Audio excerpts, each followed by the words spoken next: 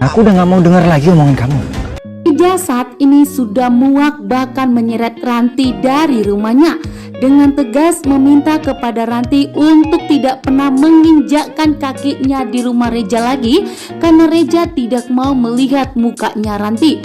Bahkan Reja tidak akan mau mendengarkan semua penjelasan dari Ranti setelah Ranti begitu jahat kepada Mirsa, karena Reja akan tetap berpihak kepada Mirsa dan tidak akan membiarkan Ranti untuk menyakiti Mirsa lagi. Bahkan di saat Sarah meminta kepada Reja untuk memaafkan Ranti, namun ternyata di sini pun Reja memberikan ketegasan kepada Sarah. Jika Sarah tetap membela Ranti, maka Reja akan melaporkan Ranti ke kantor polisi. Karena Sarah membujuk Reja sehingga Reja pun saat ini tidak melaporkan Ranti, namun mengusir Ranti dari rumahnya, bahkan memecat Ranti dari perusahaannya. Bahkan semua aset-aset yang telah diberikan Reja itu tidak akan boleh dipakai oleh Ranti lagi.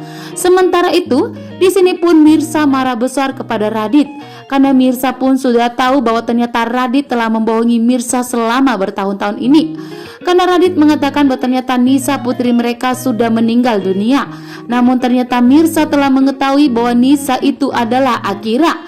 Mirsa pun tentunya sangat marah besar dan meminta bantuan kepada Reja untuk melakukan tes DNA terhadap Akira. Saat ini pun tentunya Reja setuju.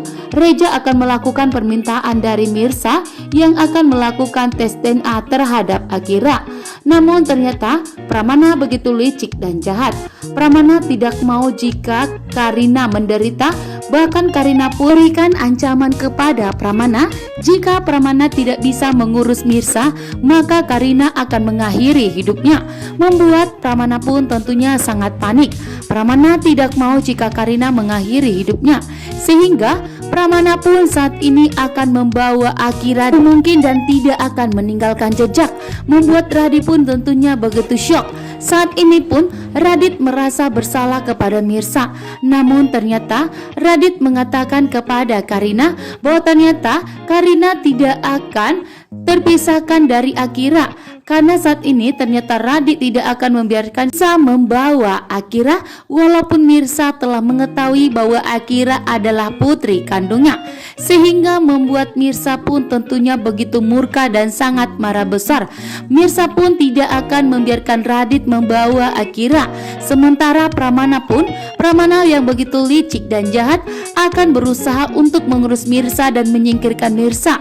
Dan tentunya Mirsa akan memberitahukan kepada Ibu Desiana bahwa saat ini ternyata Pramana akan berusaha untuk menyakiti Mirsa, karena Pramana tidak akan membiarkan Mirsa membawa Akira. Membuat Ibu Desiana pun tentunya begitu syok dan sangat terkejut.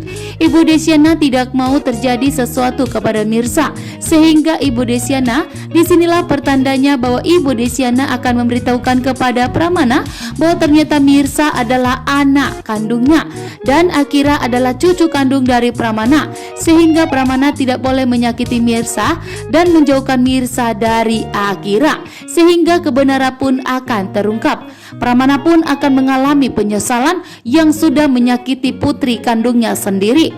Sementara itu Mirsa pun tidak akan menerima Pramana sebagai ayah kandungnya, karena Pramana selama ini begitu jahat dan licik kepada Mirsa, dan tentunya membuat Mirsa pun begitu muak dengan kejahatan dari Pramana yang terlalu mementingkan kebahagiaan Karina.